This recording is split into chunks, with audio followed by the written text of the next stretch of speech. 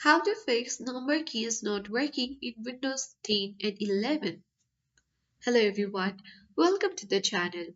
This is Rose and I'm here to guide you on how to fix number keys not working in Windows 10 and 11. Watch the video till the end, and without further ado, let's dive right into the video. First of all, you need to use the search icon at bottom left corner of the screen and search for settings. Open it. Once the settings window is open, you need to simply choose accessibility option from the left panel. Or simply, if you find the option for ease and access, you need to open that. Now from this accessibility menu bar, you need to simply search for mouse.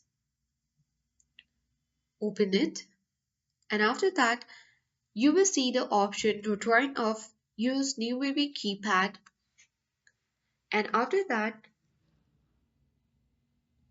you need to simply exit from this window.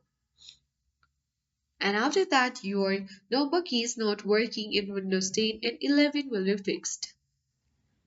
Once, you need to make sure to restart your device if this step did not work, because sometimes simply restarting your device can fix different issues regarding your Windows. So I hope this guide was helpful. If it was, then do like, share, comment and don't forget to subscribe. Thanks for watching and see you in the next video.